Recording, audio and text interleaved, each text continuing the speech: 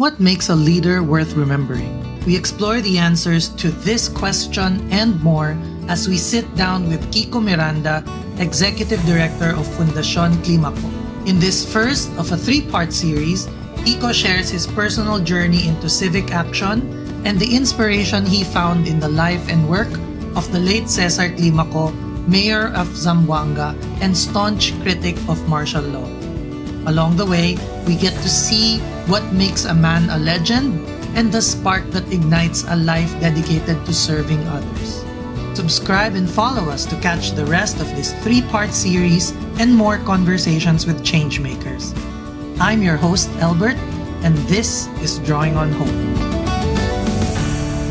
I'm Kiko Miranda. I'm currently the Executive Director of Fundación Climaco.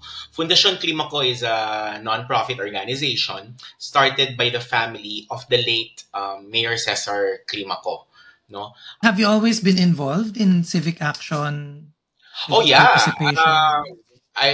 For most of my professional life, I was really involved in community projects. Naalala ko after college when I went back to Zamboanga a decade ago or more.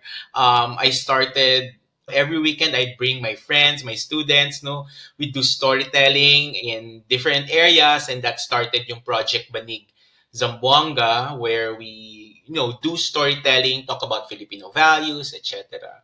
And then when the siege happened in 2013 here in Zamboanga, that was actually a turning point in my life kasi that really made it clear to me that dito pala talaga ako sa Zamboanga kailangan. And that started my work in social development, especially with out-of-school youth, alternative education. No, I started a program called Sugpat, and it's on its 10th year now. It's still with Ateneo, still running. My first encounter with Fundación Climaco was actually siguro mga 3 years ago. I was still with Ateneo de Zamboanga. And Fundación Climaco reached out to our office because then they wanted to engage. They wanted to engage in several projects with Ateneo. And while I was there, I met the president, I met the board, and we brainstormed a program which eventually led to the Cesar Climaco Faculty Chair Awards. There was a clamor from Fundación to how do we mainstream the legacy of the then Mayor Cesar Climaco to the young people. And we engaged in coming up with learning modules to talk about not only his life, but really more the values that he espoused. That was the start of our relationship, my relationship with Fundación Climaco. And until they offered me if I wanted to become an executive director. So here I am in my second year as executive director of Fundación Climaco. Why is that important to you? The desire or the need to help others out? Looking back, Albert, it was actually a nurture thing. When I was in high school, our teachers were really my mentors during that time. Ininstill talaga yung service for others, no? Sa Ateneo, it's man and women for others, di ba? So, in every day sa lessons namin, pinupugpog yun. Tapos when I went to UP, syempre serve the people din yun, mga scholar ng bayan. So, if it weren't for these nurturing environment, siguro hindi ako masyadong after college na talagang super involved, no. And dahil in-instill sa akin yung ganung klaseng parang service not only to yourself but also to the community. Nadala ko siya at eventually naging part na rin siya ng aking ng aking character and ng aking identity. So moving on now to your work in the foundation, maybe for those who aren't familiar with Cesar Climaco, can you tell us a bit about who he is and what made him stand out as a leader in Philippine history? So for those who do not know Mayor Cesar Climaco, he was actually a former mayor of Zamboanga. He served as mayor for 11 years, 30 years of public service. But he was one of the staunchest critic of martial law back then. No, he's actually one of the martial law martyrs. He has nasa Bantayog siya ng mga bayani, Bantayog ng Bayani in Quezon City.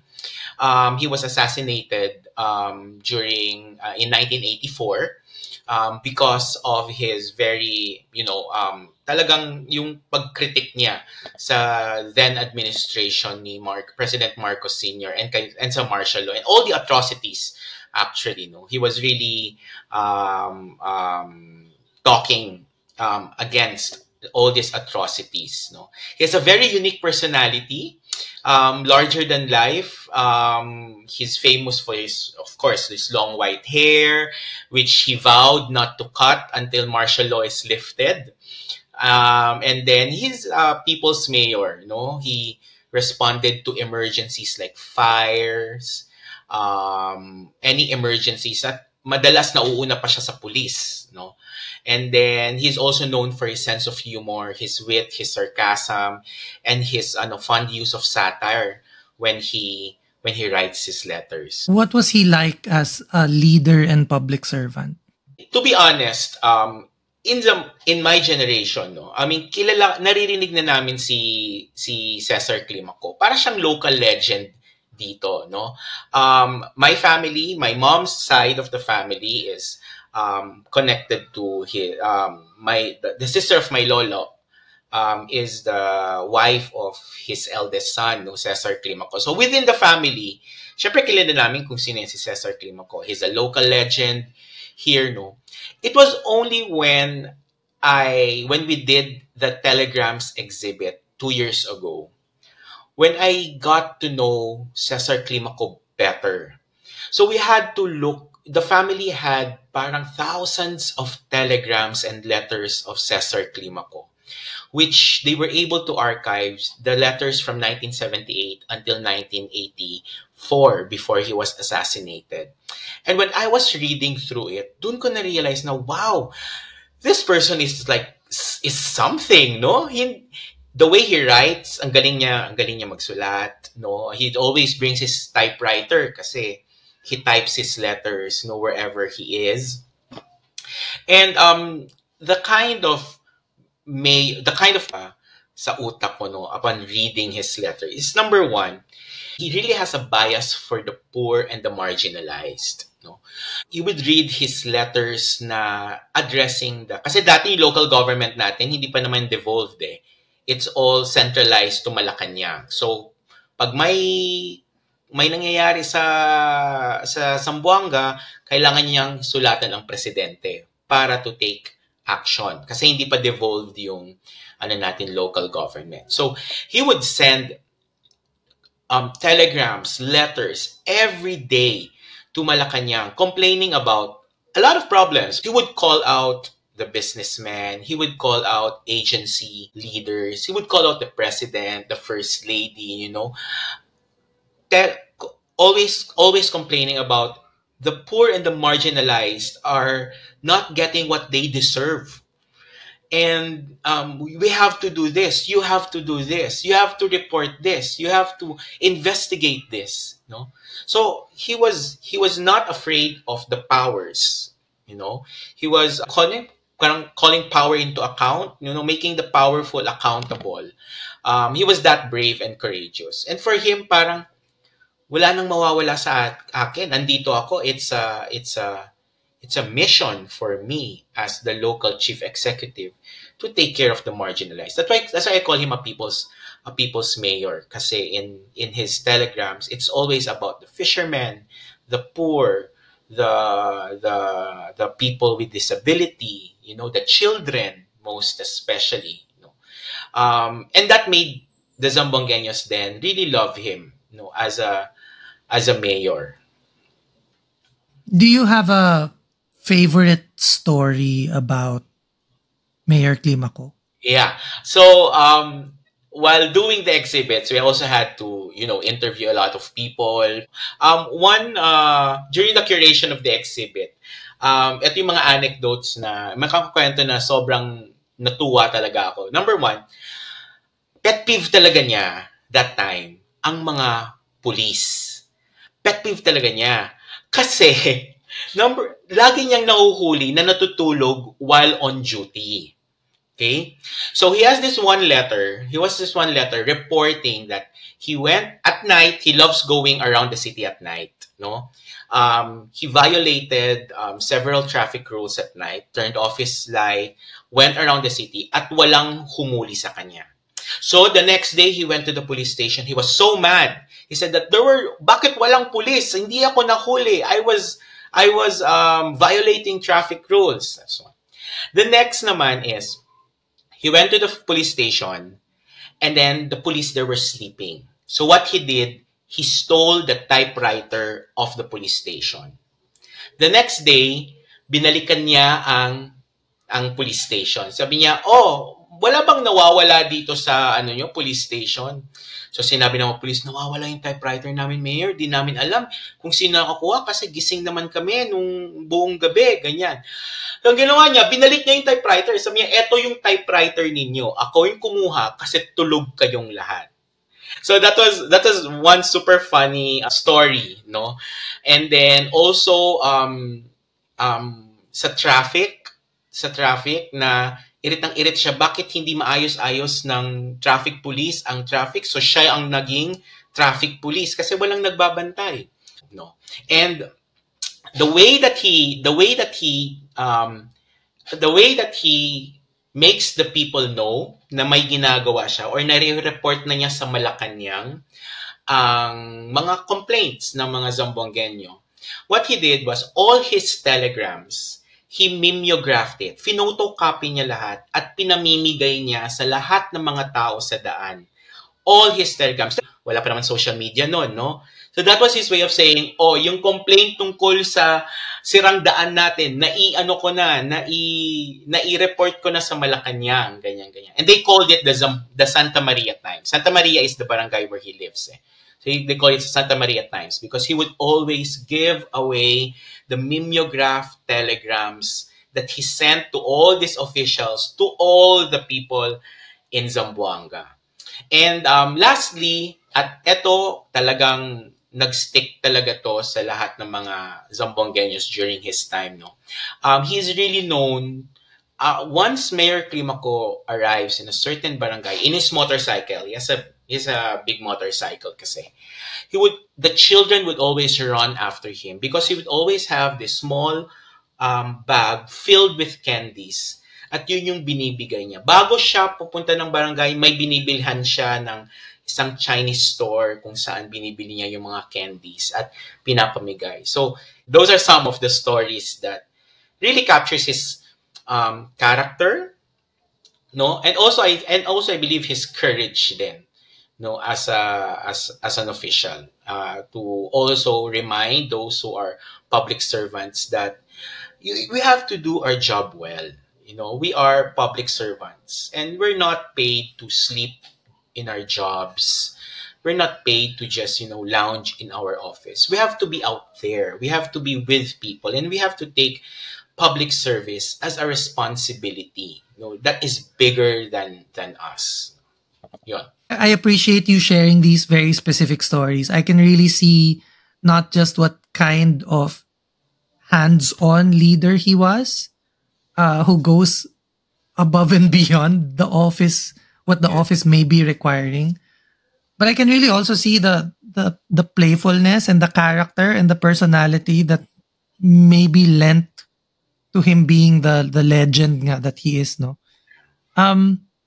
As a foundation, beyond preserving his memory and the stories about him as a person, what else do you hope to accomplish as a foundation in his name?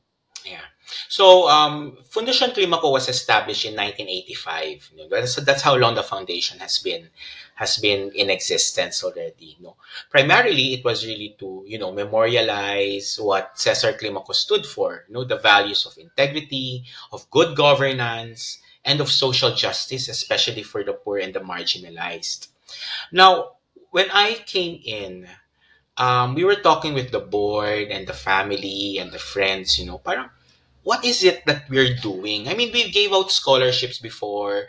The foundation supported a lot of vocational scholars.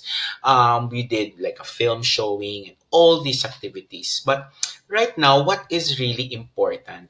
And this, this, and the realization, an aha moment for me and for us then was we asked ourselves the questions. I mean, how do we heal a nation that forgets? You know, that's a reality right now. How do we heal a nation that forgets? And our answer to that is to heal a nation that forgets. We need to nurture a generation who remembers. Let me take a step back here Yeah. for a bit, and pick that statement apart. When you say that we're a people that forgets, can you tell us a bit more about what you mean by that? We are a nation that forgets the history of our country or of our city. You know, if you want to look at it in a local level, uh, Mhm. there we commit the same mistakes, you know, but these mistakes are not new. Okay, they have been in existence before. No, we have facts, no, from history Mhm. to remind us that this happened to us, and we should not allow it to happen again. But why does it happen again? No, there's an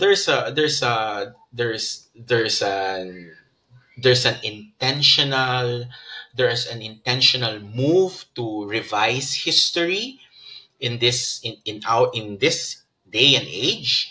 There's an intentional move to twist the facts, no, and tell a thousand lies until that lie becomes a truth. No, that's why that's the context of us asking the question: how do we heal a nation that forgets? We forget that we have experiences from the past that created, certain outcomes that are not good. And if we forget that, then we'd repeat that same mistake. And that's very much kaya important talaga that we nurture a generation who remembers. Because if this generation remembers that in the past, this was the problem. Let's say of Zamboanga City, no? In the past, ito yung problem ng Zamboanga City.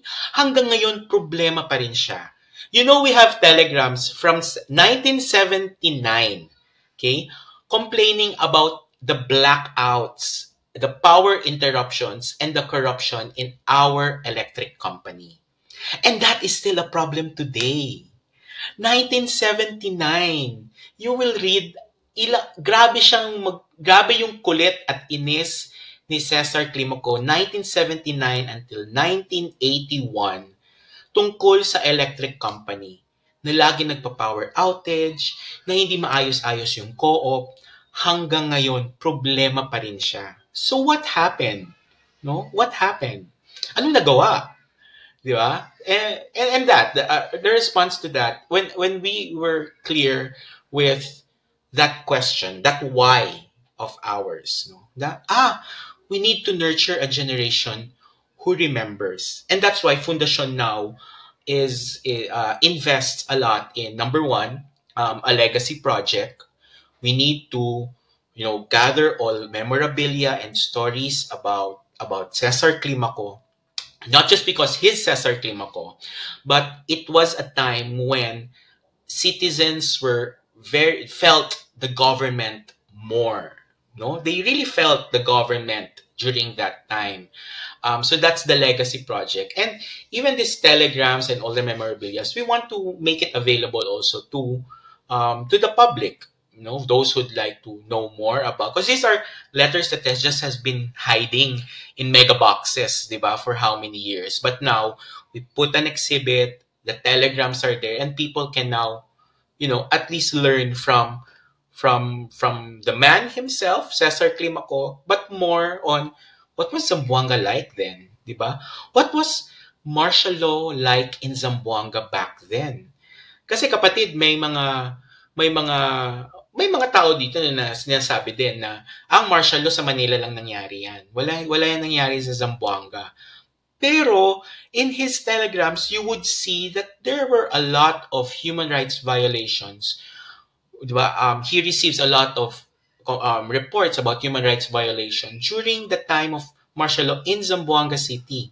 So again, pinapaalala natin ulit sa mga tao na hindi nangyari din yung mga atrocity, human rights abuses dito sa Zamboanga. So, with that, mas naging clear ngayon yung way of proceeding namin. We invest now in more curriculum development, leadership fellowships for young public servants, kasi good governance isa sa mga foundational values ng fundasyon eh. So with good governance, we'd like to bring in young public servants, and have them in sort of like a fellowship, and let's talk about as the leaders, and who knows, baka isa sa kanila ay magiging future mayor or vice mayor or congressman ng Zamboanga. Importante at that young age, we have this gang of young public servants, who really knows what good governance is. Drawing on Hope is a podcast by Pushpin, a social impact design agency that uses drawings and stories to help make things make sense. Follow us at Pushpin Visuals on Instagram, Facebook, and YouTube, or visit www.pushpinvisuals.com. Thanks for listening, and remember, hope isn't something we wait for, it's something we create.